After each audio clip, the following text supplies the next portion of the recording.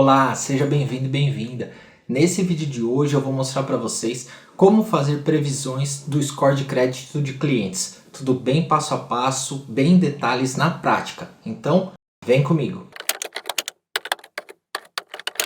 A gente vai fazer as previsões para determinar o score de crédito dos clientes. Isso é muito utilizado em bancos, principalmente nos bancos digitais. Quando eles vão determinar ali se uma pessoa pode aumentar o limite de crédito, se a pessoa tem possibilidades de fazer um empréstimo bancário e várias coisas. Os bancos utilizam muito esse tipo de modelo preditivo. E nesse conteúdo que eu preparei para vocês tem muita coisa bacana. Olha lá quanta coisa a gente vai ver, tudo bem passo a passo aqui para a criação do nosso modelo preditivo. A gente vai ver análise exploratória, gráficos, tratamento de dados missing, tratamento de outliers, engenharia de atributos, vamos fazer um one-hot encoding, normalização dos dados, criar, avaliar, testar o nosso modelo de machine learning, tudo bem em detalhes. Então vamos começar aqui e a primeira coisa que a gente precisa fazer é importar os nossos pacotes. Aqui a gente está importando nossos pacotes e pode observar que aqui eu deixei todos os comentários de cada função e para que ela serve, ou seja, cada pacote ali, cada biblioteca do Python que a gente está importando, eu coloquei todos os comentários para vocês poderem observar aqui o que cada função dessa faz. Depois da gente importar os nossos pacotes, as nossas bibliotecas do Python que a gente vai utilizar, a gente vai carregar o nosso arquivo de dados. Vamos executar e vamos ver aqui qual a dimensão desse nosso conjunto de dados. Ele tem 10.476 registros e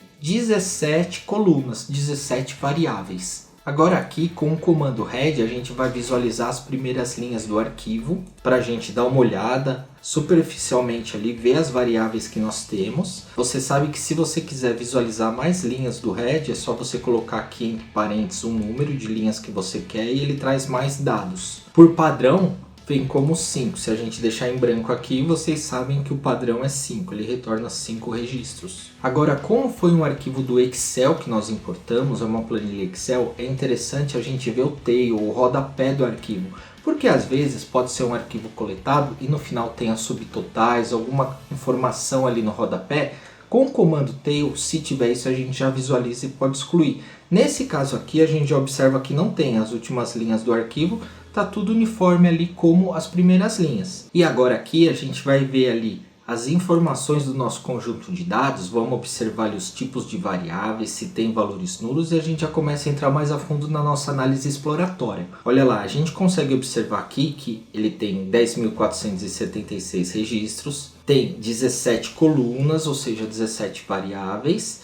E aqui a gente tem nessa coluna non null, pode ver que como está a mesma quantidade do total aqui, então nós não temos valores nulos aqui. E aqui é importante a gente já observar alguns pontos e anotar para o que a gente vai precisar tratar mais adiante. Olha lá, se a gente observar aqui, por exemplo, o código do cliente, é uma variável que a gente não vai utilizar para o nosso modelo preditivo. Isso a gente vai poder excluir do nosso conjunto de dados. Então eu já anotei aqui que a variável código de cliente ela poderá ser excluída. Agora a variável UF, escolaridade, casa própria, outra renda, trabalhando atualmente e estado civil, a gente vai precisar fazer um one-hot encoding. O que é isso? Essas variáveis aqui, pode observar que elas estão como string, tá vendo? Elas são variáveis strings, ou seja, modelo preditivo, os algoritmos de machine learning, eles não interpretam palavras, strings, ou seja, são só números, porque é baseado em matemática e estatística. Então não adianta a gente deixar uma variável assim para o nosso modelo e querer que ele entenda isso na hora que ele está fazendo o treinamento e a construção do modelo preditivo. E o que o one-hot encoding vai fazer? Vai transformar essas variáveis em numéricas. E isso a gente vai ver mais adiante na nossa etapa de tratamento de dados ali, quando a gente está fazendo o pré-processamento dos dados. Então vamos prosseguir. Aqui tem um outro detalhe importante que olha lá, a variável último salário, ela está como string, mas ela precisa ser numérica. Por quê? Porque é a lista ali dos salários, no caso dos clientes, né, que nós temos ali no nosso banco. Vamos imaginar que a gente está criando um modelo preditivo aqui para bancos, para uma instituição financeira. Então, último salário é o valor do último salário da pessoa. E por que ela veio de uma forma que, se a gente olhar, o último salário ela veio como um object, que é o quê? Que é uma string. Para a gente identificar isso, é de uma forma simples. Olha lá, primeiro a gente vai retirar a nossa coluna aqui de código de cliente. Então a gente vai dar um drop. O axis 1 é por quê? Porque a gente quer excluir a coluna. E o InPlaceGoThrough é porque ele já vai fazer direto essa atualização no nosso data frame. Então, olha lá, vamos executar. Pronto, ele já excluiu a coluna código do cliente. E agora a gente vai dar um group by aqui para ver as faixas de salário, para ver como esses salários estão divididos. E olha só, quando a gente executa, a gente tem aqui salários, tá vendo? Então a gente tem, por exemplo, R$ 1.800 são 846 clientes que têm esse salário. R$ 2.200 são 792 clientes que têm esse salário. E assim consecutivamente. Só que repara que a gente tem no nosso conjunto de dados uma informação aqui que, em vez de estar o valor do salário, ela está escrito sem dados. Ou seja, às vezes foi um arquivo coletado, a pessoa sem querer digitou ali a informação e tem um cliente que está com a informação sem dados. Então foi por isso que o Python, na hora de carregar o arquivo, ele interpretou essa coluna como string. Por quê? Porque ele achou string dentro dela, não era só número. Então ele levou tudo isso como uma string. Para a gente tratar isso é de uma forma simples também. O que a gente vai fazer? A gente pode tratar isso de duas formas. A primeira forma seria a gente excluir todo o registro, ou seja, ir lá e dar um drop, né, e retirar esse valor do nosso conjunto de dados. Só que eu quero mostrar para vocês uma forma que a gente pode tratar isso e não perder registro, porque imagina se a gente tivesse 100, 200 registros com esse tipo de situação. A gente é excluído do nosso conjunto de dados 200 informações, 200 linhas, aí a gente começa a perder muitos dados e não é legal. Então tem uma forma da gente tratar isso que é muito mais eficiente e a gente não perde o dado ali. Olha só, primeiro a gente vai listar esse cara, né, que está com essa informação sem dados, e olha lá, é um cliente tal do Rio de Janeiro, idade 45, escolaridade, e lá na coluna último salário, olha como que está escrito, sem dados. Então, o que a gente vai precisar fazer? A gente vai vir aqui, primeiramente, e vai colocar esse dado como um valor nulo. Então a gente vai usar aqui, ó, a gente vai substituir onde tiver ali sem dados por NP-NaN. NP é o nosso NumPy que a gente importou e a função ali NaN, ele vai inserir um valor em branco onde tiver sem dados. Então vamos executar, ele já inseriu um valor em branco. E o que a gente vai fazer? Em seguida, a gente vai converter isso para uma variável numérica. Por quê? Porque a gente precisa tratar isso como número. Então a gente vem aqui, ó, simplesmente passa o nosso conjunto de dados ali, a variável último salário, e a gente coloca igual. Então a gente vai colocar de novo ali o df dados último salário. Vamos passar a função asType, que é para converter como número do NumPy, ou seja, np.float64. Fazendo isso, a gente já converteu a nossa coluna para numérico. Agora, se a gente vier aqui e listar se tem valores nulos, olha lá, a gente tem na variável último salário 3 registros que são nulos, que estão em branco, ou seja, são os valores missing. E a gente também precisa tratar isso, porque se a gente deixar valores missing quando a gente criar o nosso modelo preditivo, vai dar erro, porque tudo precisa ali estar com informação. Não pode ter valores em branco, valores missing, né, que são chamados, quando a gente está fazendo e criando e testando o nosso modelo preditivo. E o que a gente vai fazer para tratar esses 3 registros? A gente da mesma forma poderia excluir, só que a gente vai estar perdendo dado. O que é melhor fazer? A gente pode simplesmente pegar e preencher esses valores que estão em branco com o valor da mediana do nosso salário, ou da média. No caso, eu prefiro usar a mediana, que é uma medida estatística que ela distorce menos. Se você não estiver muito familiarizado com essas medidas estatísticas, como que funciona cada uma delas e quais as diferenças, eu já fiz um vídeo bem bacana, eu vou deixar o link aqui na descrição, depois vale a pena dar uma olhada. Mas vamos prosseguir aqui, então nesse comando o que eu estou fazendo? Na variável aqui, ó, df dados último salário, eu vou simplesmente pegar ali, ó, o último salário, aí eu vou usar a função fillNA, que é preencher o que é NA, que é valores nulos. Eu vou preencher isso com a mediana do meu campo último salário.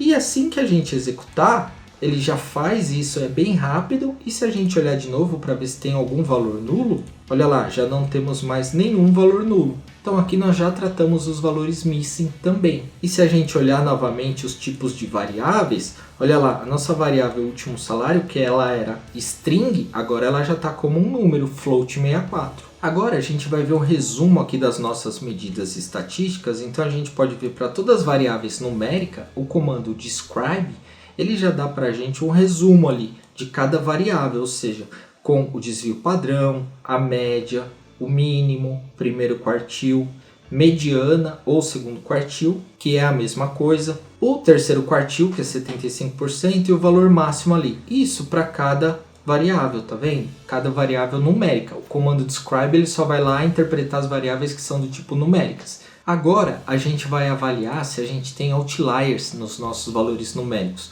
Outliers, vocês sabem que são os valores discrepantes que podem causar um impacto bem negativo no nosso modelo de machine learning. Então a gente tem que avaliar as colunas que têm possíveis outliers e ver se a gente vai tratar isso ou se aquele dado que aparece como um outlier realmente é outlier. E uma forma bem simples e rápida da gente identificar isso é através do boxplot. O boxplot é um gráfico que ele nos mostra mais de 7 medidas estatísticas de uma vez só. Se você não conhece bem também o boxplot e quer aprender melhor como interpretar, como ler ali cada informação do boxplot, vou deixar também um link aqui na descrição de um vídeo só falando sobre boxplot, porque é bem legal, vale a pena também dar uma olhada. Olha só, então aqui o que a gente vai fazer? A gente vai pegar todas as nossas variáveis numéricas e vai gerar todos os gráficos de uma vez. Em vez de ficar gerando gráfico por gráfico, aqui a gente automatiza isso com uma programação no Python,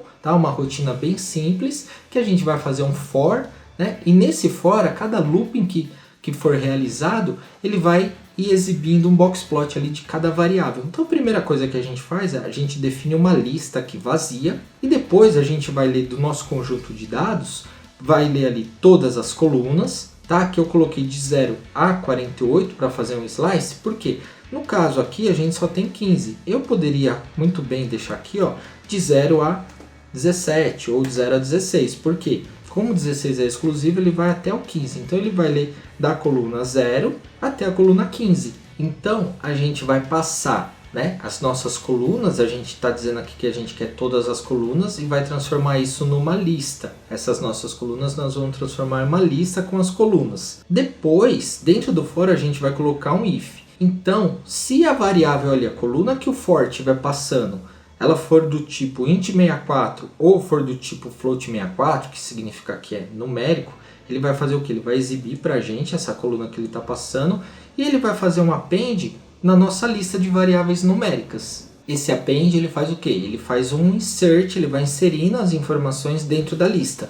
Então, quando o for estiver executando, ele vai olhar a variável é do tipo numérica, opa, é do tipo numérica, então joga isso dentro daquela lista. Se não for, ele descarta e vai para a próxima. Vamos executar, a gente já executou, aqui nós temos aqui, ó, cada variável que ele passou ali e jogou dentro da nossa lista. Aqui a gente dá uma olhada na nossa lista de variáveis numéricas, a gente pode ver que a gente tem aqui, ó, 1, 2, 3, 4, 5, 6, 7, 8, 9, 10 variáveis numéricas. E agora, aqui a gente vai gerar todos os boxplot de uma vez, de todas essas variáveis numéricas. Então, como que é a lógica aqui desse comando? Aqui, simplesmente, eu estou determinando ali um tamanho de área que os gráficos serão exibidos, através desses dois comandos. Aqui, a gente vai definir quantas linhas e quantas colunas a gente quer exibir esses gráficos. Então, a gente vai exibir eles em 2 linhas e 5 colunas. Tá? A gente vai simplesmente pegar aqui, ó, então vai fazer um subplot de 2 linhas e 5 colunas. E aí a gente define aqui uma variável linha igual a 0 e uma variável coluna igual a 0. Por quê? A gente vai criar um outro for aqui, que a gente vai fazer um for pelas nossas variáveis numéricas, pela nossa lista de variáveis numéricas. E o que tem dentro dessa lista? O nome da coluna do data frame, correto? Então, toda vez que ele passar aqui, ele vai fazer um boxplot, vai passar os parâmetros aqui do boxplot, o eixo Y, que é a vertical, ele vai colocar a variável do boxplot e o nosso conjunto de dados, que é com parâmetro data, a gente passa o nosso df_dados. Aqui os eixos, a gente vai passar qual a linha e qual a coluna ali da imagem que ele vai exibir. Então, por isso que a gente criou uma linha e uma coluna, porque aí a gente faz um contador para ela e toda vez, por exemplo, que a coluna chegar igual a 5, ele tem que ir para a linha de baixo. Aí ele vem aqui, coloca linha igual a linha mais 1, que ele está somando uma nova linha, e zera a coluna. E vai fazer esse looping até ele exibir todos os gráficos das 10 variáveis. Ah, se a gente estiver analisando, por exemplo, um conjunto de dados que tenha 20 variáveis, você altera os parâmetros. Por exemplo, você pode colocar para exibir 4 linhas e 5 colunas, que aí 5 vezes 4 vai dar 20. E aí você vem aqui no script e altera aqui, ó, esses números da coluna, ou seja, a coluna vai ser 5. Beleza, então toda vez que chegar a 5 ele vai para a próxima. Mas vamos supor que você queira em 3 colunas. Aí você determina aqui, por exemplo, 4 linhas e 3 colunas. E toda vez que chegar na coluna 3, você manda zerar a coluna aqui para ele ir para a linha de baixo. Vamos executar e ver agora esse comando que ele vai exibir para a gente, olha lá, todos os box plots. Então a gente consegue de uma vez gerar 10 gráficos. Olha lá, então aqui, o que a gente quer fazer? Identificar os outliers. A gente sabe que nos box plot, os outliers são esses pontinhos que aparecem aqui, correto? Então olha lá, a gente tem, vamos por partes, na quantidade de filhos. Alguém normalmente teria mais ali que 30 filhos, que 40 filhos. No caso aqui, a gente considera isso como um outlier, porque ninguém vai ter 30, 40, 50 filhos, como está demonstrando aqui para a gente no boxplot. Então, essa quantidade de filhos é um outlier que a gente tem que tratar. Agora, quantidade de móveis. Repara que aqui, ó, então está em 0, aqui está o máximo 2, né, porque essa ponta aqui é o máximo ali, 2, e a gente tem outliers como 3. Mas 3, pode ser que alguns clientes tenham 3 imóveis. Então, isso não é um outlier, isso é um dado normal. A gente não pode excluir nem tratar, porque senão a gente vai estar ali perdendo informação do nosso conjunto de dados. Aqui na variável outra renda valor, da mesma forma, vamos supor, a maioria dos casos aqui, ó, não tem outra renda, está em 0. Mas existem pessoas que têm outra renda, que tem uma renda de em torno de 2.400 ali, tá vendo? 2.300, 3.000, 3.000 e pouquinho, até 4.000. Pode ser que a pessoa tenha casas alugadas, tenha um comércio e tenha um valor ali que ela recebe por mês de um outro negócio, então ela tem uma outra renda. O boxplot, ele coloca ali isso como um outlier, porque ele faz um cálculo para determinar ali do conjunto de dados inteiro um possível outlier. Isso também eu já deixei bem explicado num vídeo que eu fiz só sobre boxplot. Então, nesse caso aqui, a gente não vai precisar tratar essas variáveis, mas a gente vai dar uma olhada nisso mais em detalhes logo abaixo. E na variável valor tabela de carros, da mesma forma. Existem pessoas ali que têm os seus carros ou um carro num determinado valor e algumas que têm alguns carros mais caros, que são carros de luxo, por exemplo. Isso também a gente vai olhar agora para determinar se isso realmente é outlier ou não. Creio que não seja, tá? Então isso a gente vai olhar. A gente já sabe que a quantidade de filhos ali, acima de 4, vai ser um outlier. Se a gente executar esse comando aqui filtrando só os registros, né, que possuem mais de 4 filhos, a gente tem duas pessoas só.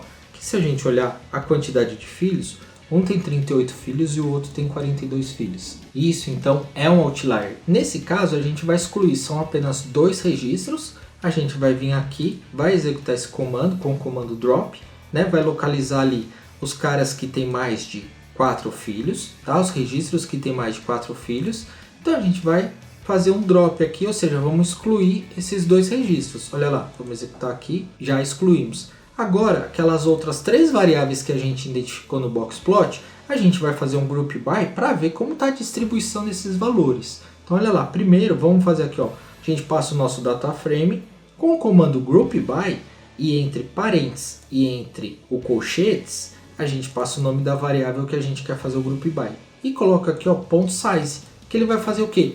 Ele vai contar ali quantas informações tem por categoria. Então a gente tem aqui, ó, o valor da outra renda é 0 e a gente tem 8.350 registros que são 0, que não tem outra renda. Só que a gente tem, ó, o valor de outra renda 2.400, tem 468 pessoas. Outra renda, o valor de 3.612, tá vendo? São pessoas que podem ter ali alguma outra fonte de renda. Então isso não é um outlier. Isso a gente vai manter e não vai tratar, vai deixar dessa forma. Da mesma forma, a gente vai fazer um group by para o valor de tabela de carros. E a gente fazendo esse group by pelo valor de tabela de carros, da mesma forma, a gente pode observar que 3.762 registros ali do nosso data frame não tem valor de tabela de carros, porque provavelmente não tem carro. E aqui ó, a gente tem, por exemplo, 468 pessoas que tem um valor de tabela de carros de 28 mil. A gente tem aqui 1.314 registros que tem um valor de carro ali de 50 mil, ou seja, deve ter um carro, dois, que somados chegam a um valor de 50 mil. Então aqui também a gente não precisa considerar um outlier, não é um outlier. E aqui, quantidade de imóveis da mesma forma. Vamos fazer um group by? Então olha lá, a maioria aqui das pessoas tem 0 e 1 imóveis, ou seja, a maioria dos registros não tem imóveis, e 3.761 pessoas, ou seja, 3.761 registros tem um imóvel. Aqui 989 possui 2 imóveis e 1.044 pessoas ali, clientes, tem 3 imóveis. Normal uma pessoa ter 3 imóveis, 2, tem pessoas que têm até mais. Então aqui não é considerado também um outlier.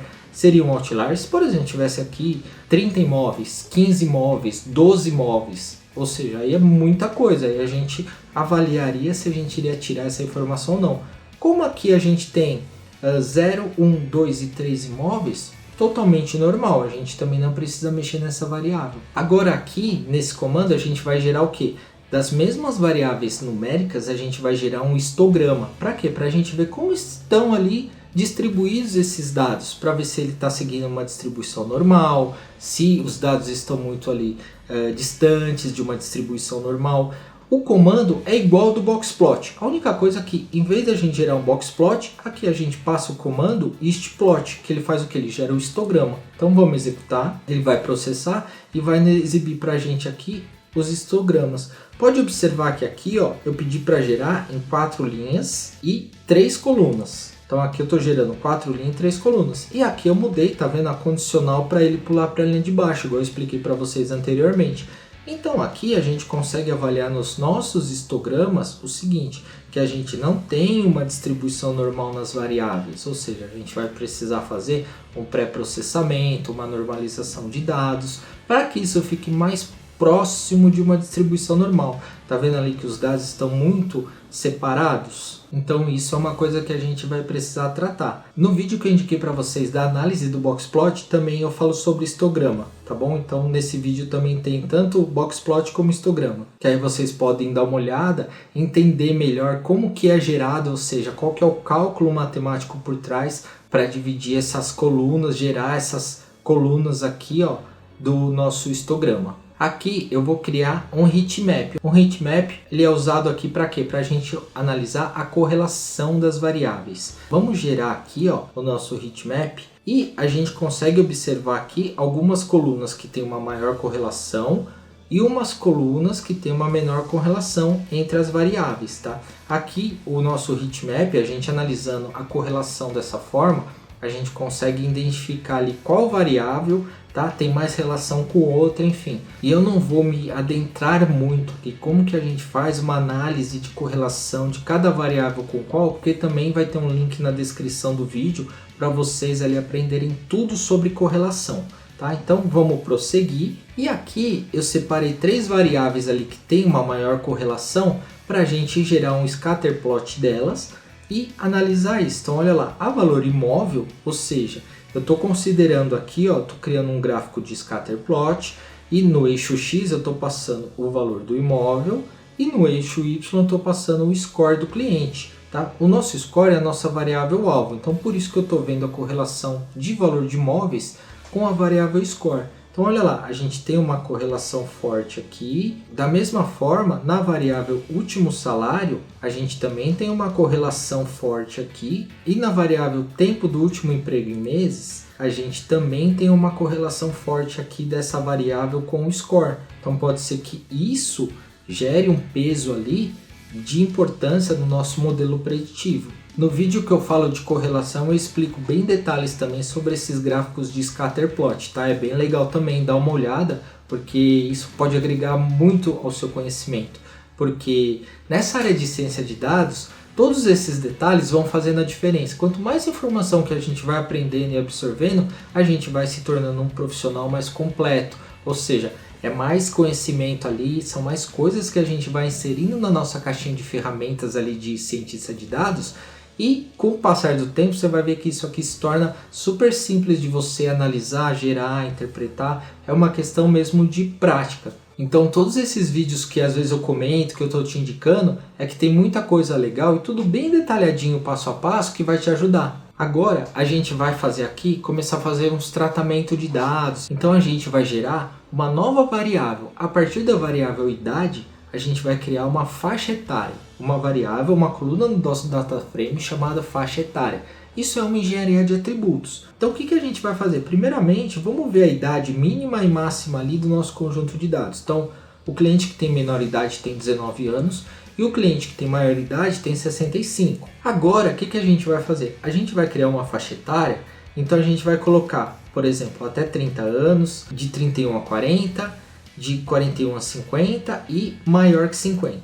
Como que a gente cria isso? A gente precisa criar bins, criar separações ali. Então, para a gente fazer isso no Python, é simples. O que a gente cria? A gente está criando uma lista aqui com os bins, que são as separações. Tá? Então a gente vai criar 4 categorias. Essa aqui, ó, esse 0 é a categoria inicial para ele ter um ponto de partida.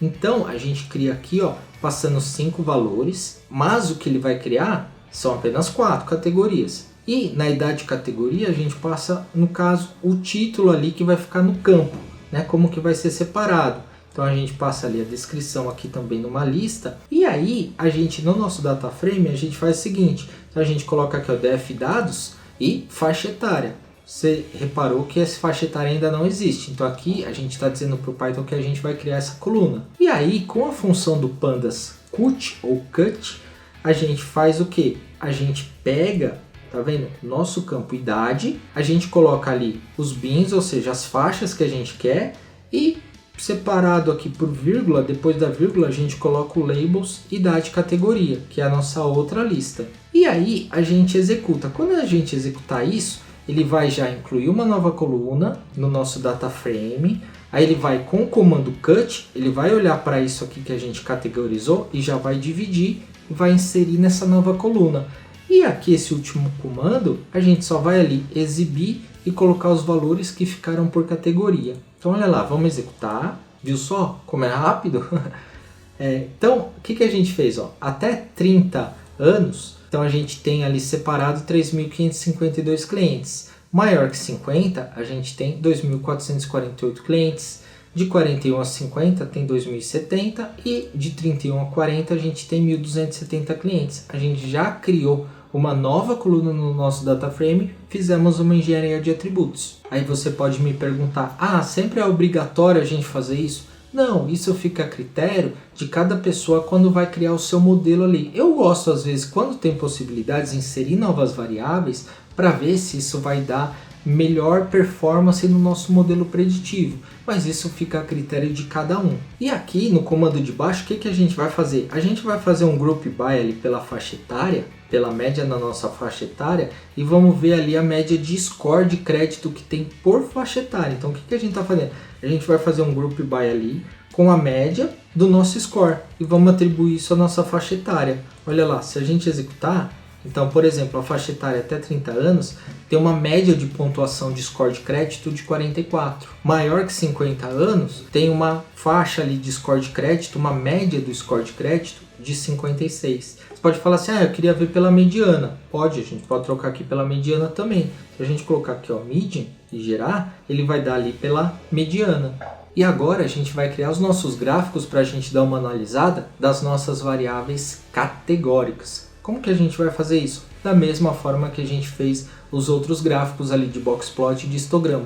Só que em vez da gente criar uma lista com variáveis numéricas, a gente vai fazer o mesmo comando, só que a gente vai passar as informações ali, ó, que são object, que é string, e categoria, que é string também. E vamos executar, ele criou a lista para a gente das variáveis categóricas. E aí a gente vem aqui e manda gerar os gráficos da mesma forma que fizemos anteriormente. A diferença é que aqui a gente vai usar aqui do pacote Seaborn o CountPlot. Nos outros gráficos nós também usamos o pacote Seaborn, só que nós usamos o boxplot e o histograma. Aqui a gente vai usar o CountPlot.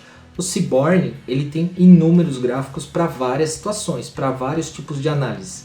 Eu vou deixar também um link aqui na descrição de um vídeo que eu ensino vocês a gerar mais de 40 gráficos com o Seaborn, de uma forma bem fácil, uma ou duas linhas de código ali para gerar cada gráfico. E olha lá, quando a gente executar aqui, ele vai montar para a gente todos os nossos gráficos das variáveis categóricas. Então a gente pode analisar como estão ali os clientes distribuídos por estado, como os clientes estão distribuídos ali por nível de escolaridade, como os clientes estão distribuídos por estado civil, os clientes que têm casa própria e que não têm casa própria, os clientes que não têm outra renda e que têm outra renda, os clientes que trabalham atualmente, os que não trabalham atualmente, e a categoria ali de faixa etária, como os clientes estão distribuídos. Da mesma forma que a gente viu no nosso Group By, a gente está vendo aqui agora de forma gráfica. E agora a gente vai entrar na nossa etapa de pré-processamento dos dados, onde a gente vai gerar o nosso One Hot Encoding, vamos normalizar as variáveis e fazer muita coisa aqui,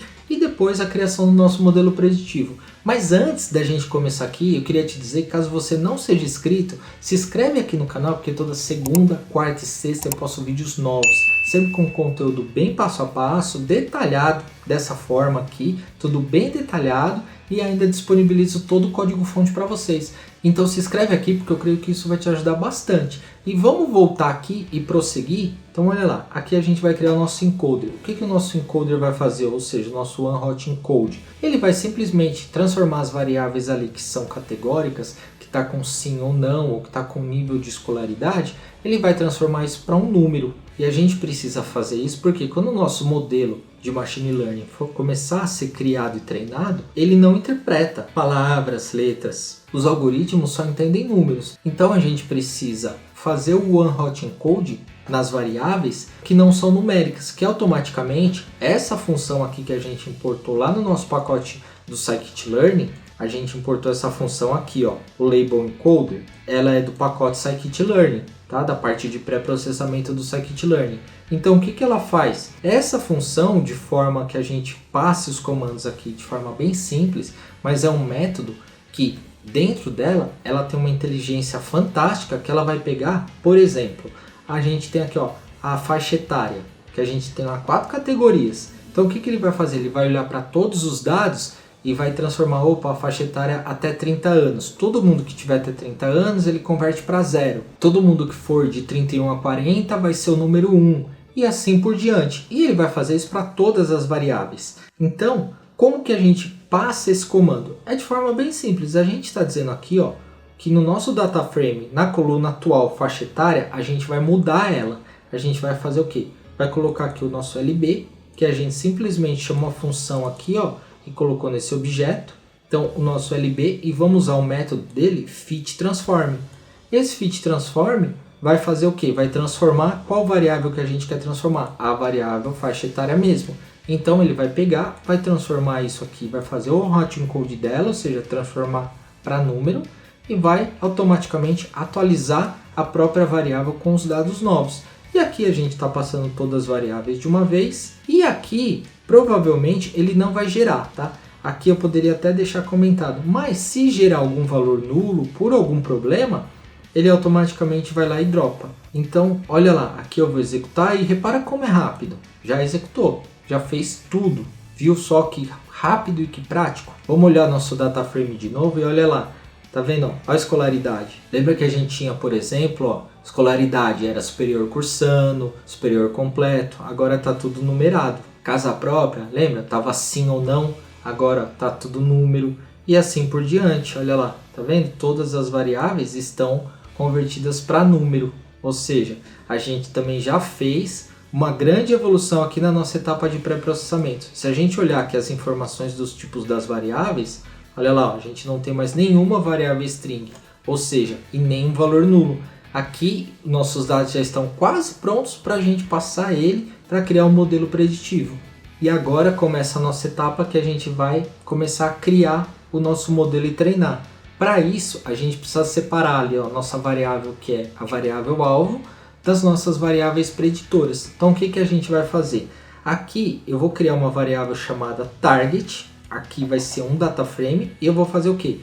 Desse data frame aqui, do nosso data frame atual, eu vou pegar todas as linhas, aqui é a notação de slice, tá? Então aqui, ó, significa que são todas as linhas, porque eu não estou colocando nenhum número, e eu quero pegar da coluna 15 a 16. O que é essa coluna da 15 a 16? O nosso score de crédito, ele está aqui, ó. Essa é a nossa variável alvo, correto? Então ele está no índice 15. Eu estou fazendo aqui um slice pelo iLock, que ele vai olhar o índice, ele está no índice 15. Então, eu preciso passar aqui do índice 15 ao índice 16, porque como o 16 é exclusivo, ele vai fazer todo o 15 para antes de começar o 16. E aí ele pega para mim só essa variável aqui.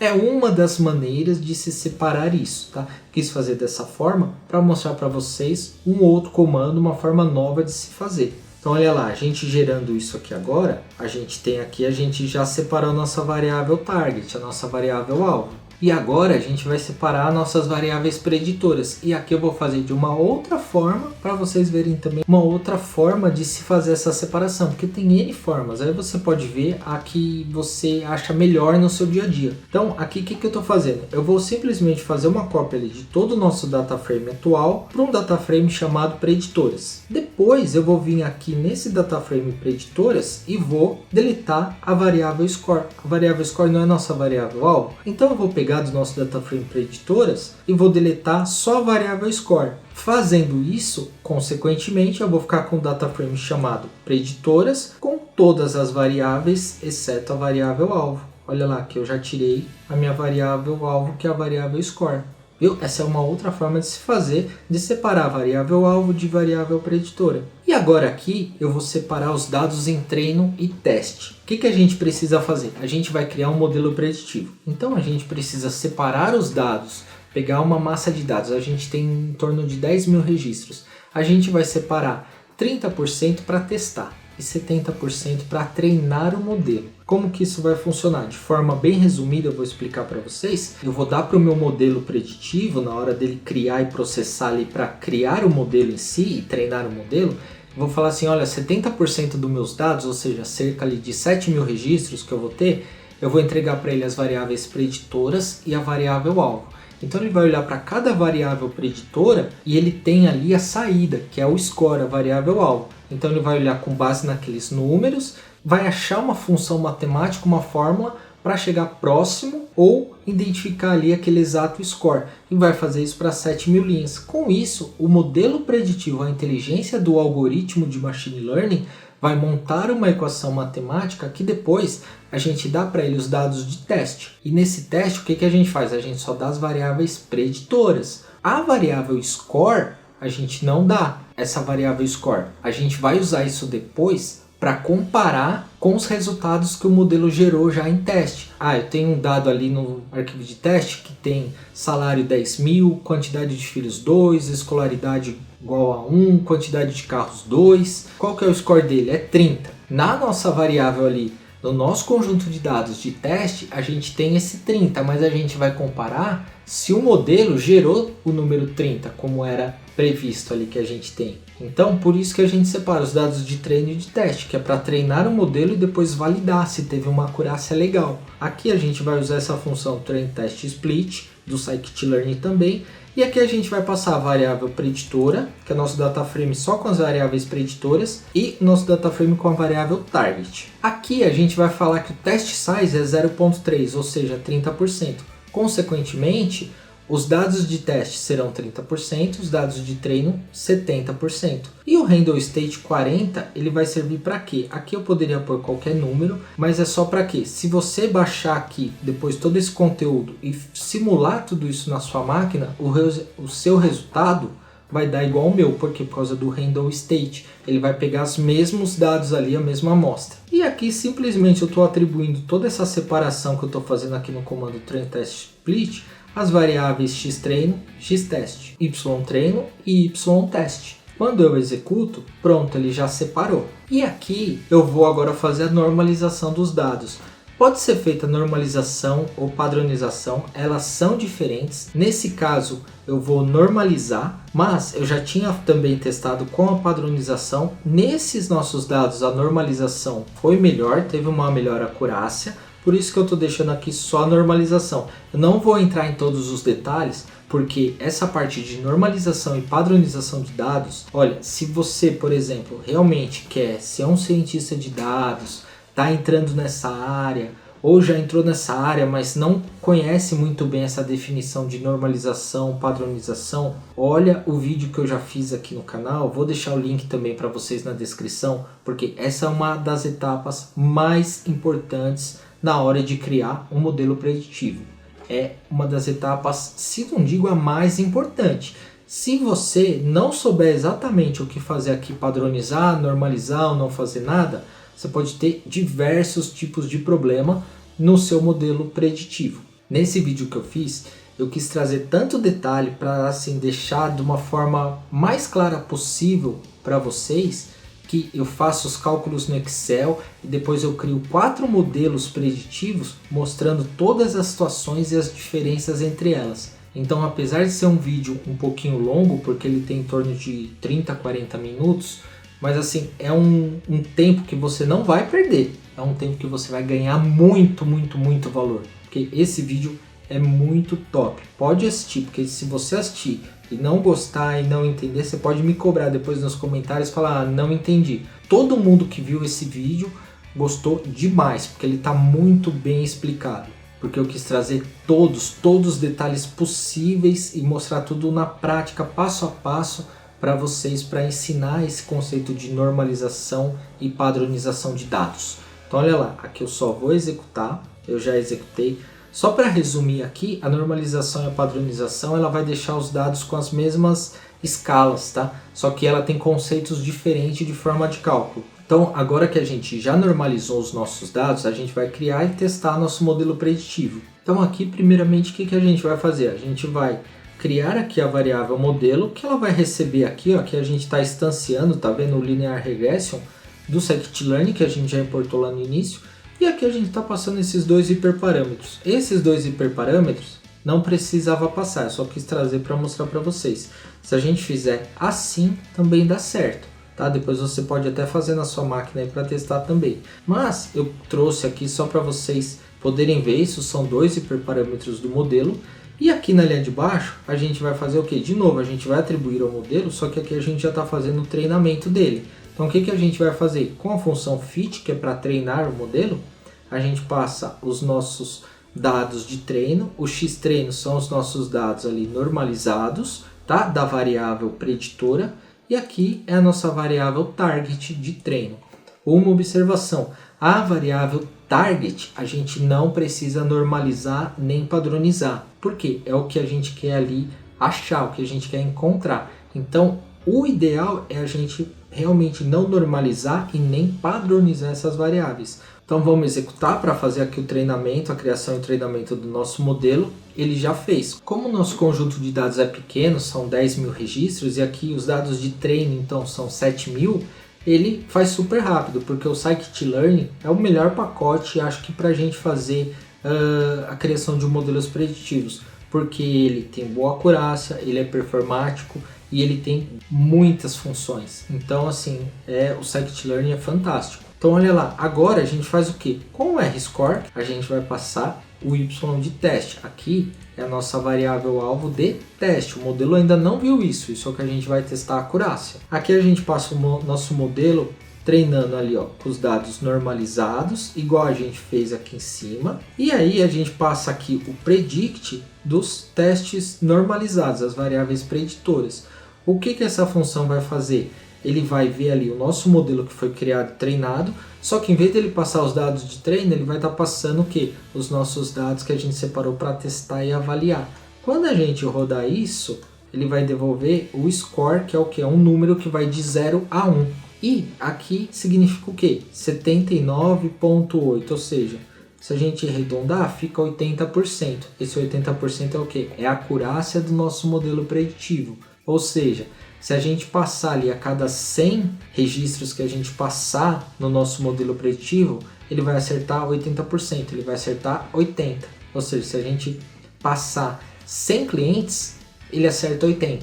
que já é uma acurácia muito boa. Então aqui a gente já tem criado, testado e avaliado a performance ali e o score do nosso modelo preditivo. Então a gente já criou um modelo preditivo. Aí vamos supor que como que você poderia ver isso em produção, né? Como que isso seria feito em produção? Ah, beleza, eu criei, eu testei o modelo, mas e aí? Né? No dia a dia, eu vou implementar isso em produção como? Para implementar em produção tem diversas formas. Cada empresa prefere implementar isso de um jeito. Tem empresas que rodam tudo em Python, tem empresas que criam APIs em Python, tem empresas que salvam esse modelo já criado e treinado e carregam isso numa API em .NET, ou seja, diversas formas. Aqui eu vou mostrar para vocês simulando como se fosse uma API passando os dados. Não bem uma API, mas o conceito ali, a ideia, vocês vão pegar, olha lá. A gente tem no nosso modelo preditivo essas variáveis, certo? No nosso conjunto de dados, então a gente criou um modelo preditivo. Essas variáveis aqui são variáveis novas. Imagina assim, foi criada uma API ou tem uma função mesmo no Python, lá no sistema do banco, que a pessoa lá que faz, o analista está avaliando se vai liberar um empréstimo, liberar um financiamento, ou aumentar o crédito pessoal dele, né, o limite do banco, e ela vai olhar para o score. Então, chegou um cliente novo, o que ela vai fazer? Ela vai imputar as informações lá no sistema. Ela coloca lá o F, ou F2, por exemplo, idade 42, escolaridade 1, estado civil 2, quantidade de filhos 1. Aí você pode me perguntar, como que a pessoa sabe que o F é 2? Na verdade, o sistema dela já vai ter uma inteligência, porque como a gente fez o one-hot encoding e converteu, então vamos supor, São Paulo pode ser 2, Rio de Janeiro pode ser 1, Bahia pode ser 3. O sistema dela já vai ter essa tabelinha para fazer esse deparo internamente. E aí ele vai passar o quê? Vai pegar essas informações aqui, tá, das variáveis que ela cadastrou lá no sistema, e aí vai apertar o botãozinho. Quando apertar o botãozinho, ele vai rodar o modelo preditivo que aí ele faz isso. Olha lá, score de crédito previsto para o cliente, 67,27. Com base nessas variáveis aqui do perfil daquele novo cliente. Para poder dar uma brincada aqui, você pode também ver isso depois na sua máquina. Fala assim, então a pessoa aqui, em vez de 500 mil de valores de imóveis, ela tem 300 mil. Por exemplo, vou alterar aqui. Repara que aqui a gente tem 67. Se a gente rodar de novo, mudando o valor de imóvel, olha como já muda o score dele. Se a gente mudar aqui o valor de outra renda, vamos colocar, em vez de 2.400, vamos colocar 5.400. Se a gente rodar de novo, olha como já mudou o score dele. Tá vendo? Que aumentou aqui o valor de outra renda. Se a gente diminuir o valor de outra renda, ou vamos deixar zero, sem renda. Olha o score dele como que foi. Tá vendo? O último salário, se a gente deixar aqui um valor de renda de 2.000 e a gente mudar aqui o último salário dele para 5.400 e vamos abaixar também o valor do carro, olha lá quando a gente rodar 43, tá vendo? Então isso que no sistema, por dentro de um sistema de um banco, ou até mesmo aqueles bancos digitais que a gente utiliza às vezes pelo celular, por dentro tem diversos modelos preditivos assim, cada um faz uma coisa, um vê o score de crédito. Aí você poderia, por exemplo, às vezes a empresa poderia falar assim, tudo que der acima de 70 pontos de score, eu coloco lá uma variável e já libero um crédito direto que o cara pedir. Ele já pode fazer a operação pelo celular, por exemplo, pedir um empréstimo pelo celular. É tudo assim, com bases nesses modelos preditivos, que os bancos digitais, instituições financeiras e muitas empresas estão trabalhando. Por isso que essa área de ciência de dados, ela só cresce. Porque você viu que em poucos passos, aqui se torna um pouco demorado, porque a gente vai fazendo passo a passo e explicando. E aí, da mesma forma que a gente usou esse script, tá vendo? Para fazer do score de crédito, você pode se basear com análises exploratórias feitas aqui, tratamento de dados, tem muita função legal para criar outros modelos preditivos. Por exemplo, para fazer previsões ali do aumento de volume de vendas, para fazer previsões de estoque, uma série de coisas. E quanto mais funcionalidades e mais coisas a gente vai aprendendo, mais a gente vai se tornando um cientista de dados mais completo. Lembra sempre que um cientista de dados, o diferencial dele é que a cada dia, a cada momento ali, ele está em busca de coisas novas, em busca de resolver problemas de negócios. e, consequentemente, por conhecer bastante coisa, poder resolver vários problemas de negócio com modelos preditivos, com tratamento de dados, análise de dados, engenharia de dados. Por isso que o cientista de dados é um dos profissionais mais remunerados que existem atualmente. Eu vou deixar para vocês também a indicação desses 2 vídeos que vão aparecer aqui. É super legal, de outros modelos preditivos completos também, que com certeza você consegue ver esse vídeo, baixar também todo o material e vai te ajudar também para muitos outros trabalhos e aprendizado também no seu dia a dia. Se você ficou com alguma dúvida ou tiver alguma sugestão, deixa para mim aqui nos comentários que eu te respondo o mais rápido possível. Muito obrigado e até o próximo vídeo.